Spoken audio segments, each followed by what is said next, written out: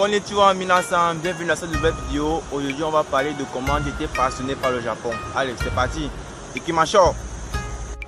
Bon, pour ma part, la première fois que j'ai connu la langue japonaise, c'était dans les mangas.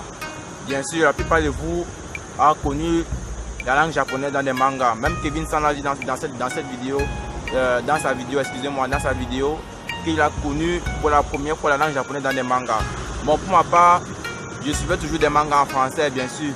Mais après un temps, je me suis dit, comme la langue du japonais sonnait bien dans la bouche, oui, ça a un son divin, quoi. Ça sonne bien. Et bon, je me suis dit, pourquoi pas écouter aussi les mangas en japonais. Puis j'écoutais Shingeki no Kyojin. Bon, tous les mangas il y a 3 ans de cela, en japonais. Et ensuite, maintenant, ce qui m'a fait kiffer le Japon et tout, être passionné, c'est quand, bon, à la base, à la maison, on n'avait pas toutes les chaînes, vous pouvez comprendre, il n'y avait pas toutes les chaînes, quoi. On avait seulement manga et quelques autres chaînes. Et le premier jour, on s'est abonné à Canal+. Je suis tombé sur la chaîne J1 qui parlait du Japon et tout. Et après un temps, j'ai vu, bon, c'est la première fois que je vois le Japon à la télé, quoi. La culture, le paysage, un peu de tout. C'est là que je me suis dit que bon, c'est comme ça que c'est dans les animés. Bon, comme la plupart des mangas, le Japon est reproduit à 90% dans des mangas. Bien sûr, moi je pensais pas, puisque la première fois quand j'ai regardé les mangas, je ne pouvais pas imaginer que c'était le Japon qui était, comment dire, qui était refait dans le plan du manga. Je ne savais pas, dans l'animé, quoi. Je ne savais pas que c'était le Japon qui était refait dans le plan de l'animé. Ah, bon, c'est là alors que bon, je me suis dit, je sais déjà dessiner. Bon, pour la plupart d'entre vous, vous allez me demander, d'autres m'ont demandé comment je dessine, comment j'ai appris à dessiner. Bon, pour vous dire vraiment, quand moi j'étais dans le ventre, ma mère était enceinte de moi. Bon, quand elle s'ennuyait, elle lisait des romans de Dragon Ball, quoi. Ma mère lisait des romans de Dragon Ball. Je sais que d'entre vous allez me dire que c'est ridicule ou quoi. Mais ma mère lisait vraiment les Dragon Ball, les romans de Dragon Ball. Elle était fan, elle avait la collection de Dragon Ball. Et l'un de mes oncles qui savait dessiner, c'est lui qui la livrait de temps en temps, puisqu'il avait, son réseau, quoi. Ensuite, j'ai commencé à dessiner à 5 ans. Bon, laissons ça, continuons la suite. Et bon, comme je disais, comme j'étais passionné par le Japon, c'était par la culture et tout.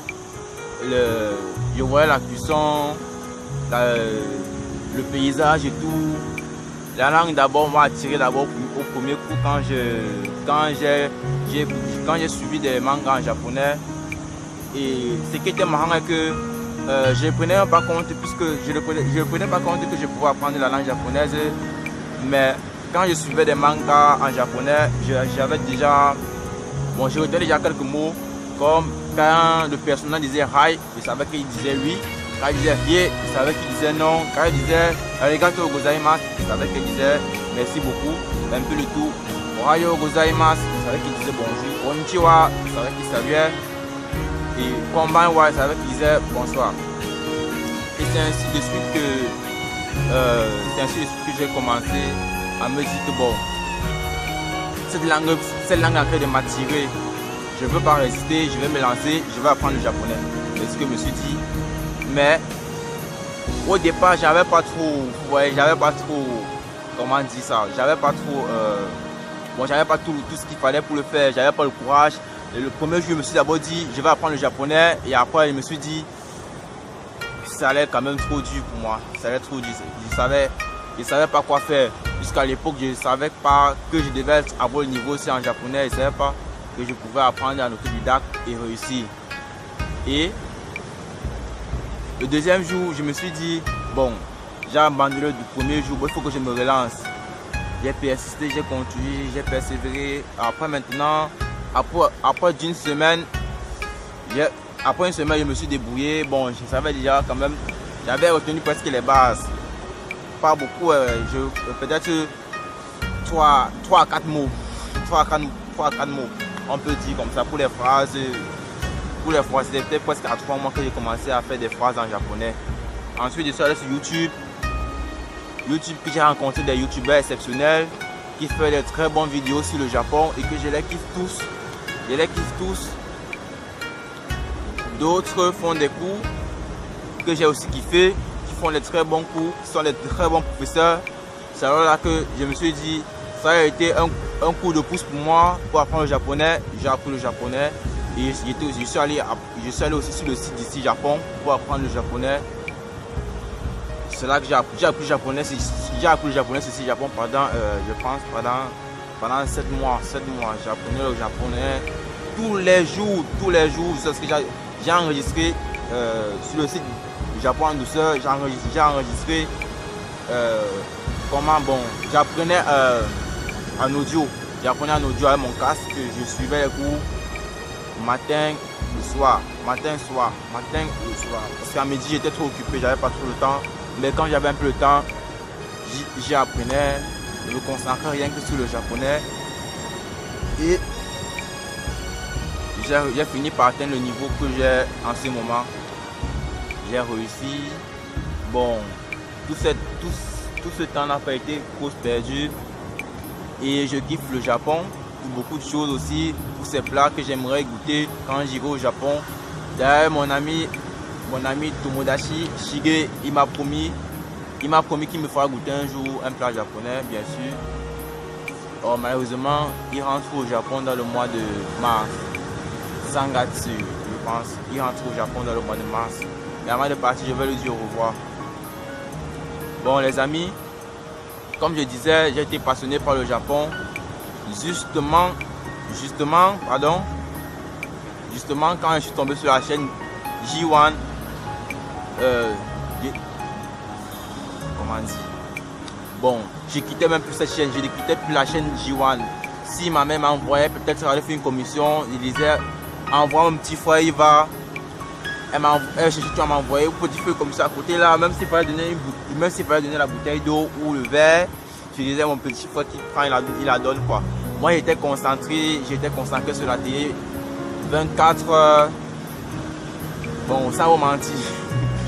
Vraiment, j'étais contacté 24 sur 24 sur la chaîne J1.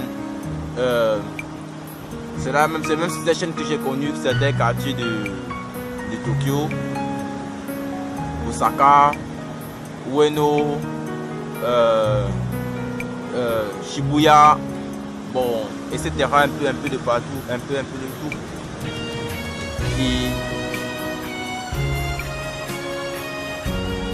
Et quand j'ai su qu'on ne volait pas dans ce pays, j'ai dit que voilà, c'est un pays de ouf. Il n'y a pas de vol, quasiment pas de vol. Si tu perds quelque chose, tu peux le retrouver facilement. Et vraiment, c'est un pays de comment dire, pas les mots. Je n'ai pas les mots. C'est pour ça que je me suis dit, mon premier voyage à l'étranger, je me suis fixé, ça sera au Japon. J'irai pour continuer mes études là-bas, j'aimerais approfondir mes études en japonais, avoir les diplômes en vrai, GLPT 5 jusqu'au GLPT 1. Je sais, ça ne serait pas facile, mais bon, je vais donner tout de moi-même, je vais donner de ma personne et je vais réussir. Je vais le faire, je le ferai. Je vais avoir les diplômes GLPT 5 jusqu'au GLPT 1, je le ferai. Je sais que la plupart d'entre vous, ceux qui l'ont déjà fait vont me dire que c'est pas facile, d'autres ont échoué, mais bon, c'est le courage qui compte. Il faut forger son courage, il faut être forgé mentalement et physiquement. Je vais le faire, je vais réussir. Et j'ai envie d'y aller pour approfondir mon japonais. J'aimerais aller pour approfondir mon japonais. Je sais encore en autodidacte, mais bon, je vois que bon, comme j'ai pu réussir en autodidacte, ça serait plus facile pour moi de suivre les cours quoi. Ça serait plus facile pour moi de suivre les cours. Bon, c'était un peu pour vous dire ma passion, comment j'ai eu la passion pour le japonais. Si vous avez aimé cette vidéo, abonnez-vous, n'hésitez pas à liker et à partager. Merci d'avoir suivi cette vidéo jusqu'à la fin. Si tu as suivi, c'est que tu es un vrai frère. Attendez. Et voilà les amis, c'est tout ce que j'avais à dire concernant ma passion pour le japonais. Et j'aimerais aussi dire quelque chose là. C'est pas un coup de gueule, mais bon, tous ceux qui ont appris le japonais et qui ont délaissé en route, pour moi, c'est pas bien. C'est comme si tu construisais ta maison en construction et puis tu abandonnes. Comme ça, tu abandonnes, toi. Ça s'effrite et puis ça tombe. Et puis, c'est comme ça que tu oublies, tu connais plus les bases. Alors, tous ceux qui ont appris le japonais et qui ont délaissé le japonais, qui disaient qu'ils ne pouvaient pas réussir, or qu'ils avaient déjà un bon niveau de compréhension, ils comprenaient les bases et puis ils ont laissé le japonais, après ils ont oublié tout. Moi, je vous conseille de reprendre le japonais. Reprenez-vous en main, les amis. Vous ne pouvez pas avoir appris le japonais pour avoir délaissé après. Moi, je trouve ça décevant. C'est pas bien du tout. Bon, c'est ce que je voulais vous dire. Ce que je voulais vous dire. Et aussi, que fais-tu des journées que tu as appris? Que fais-tu des journées que tu t'es battu comme un fou en mettant la tête dans le japonais et puis tu dis que tu abandonnes? Regarde bien. C'est comme si c'est une petite part de ta vie qui n'a même pas existé. Tu as commencé, mais tu n'as pas terminé et puis ça disparaît comme ça, tu oublies. Il faut bien prendre conscience de jour pour jour. Moi, pour moi, le temps que tu t'es mis à apprendre le japonais, voilà pourquoi moi je te dis il faut prendre le japonais en main. Voilà pourquoi moi je vous dis cela, il faut prendre le japonais en main pour tous ceux qui ont commencé et qui n'ont pas terminé. Les amis, s'il vous plaît, vous prenez le japonais, vous ne savez pas dans quoi vous avez commencé. Si vous avez commencé, ça veut dire qu'il y avait quelque chose pour vous. Comment dire, vous n'avez pas commencé le japonais pour rien. C'est pas pour rien que tu t'es dit je vais apprendre le japonais et tu as commencé à avoir un bon niveau pour les bases, après tu t'es mis à abandonner. C'est pas bien les amis. Reprenez-vous en main. C'est comme si cette partie, ce petit morceau de votre vie n'a même pas existé puisque vous avez commencé à apprendre et puis vous avez oublié. Pas bien du tout.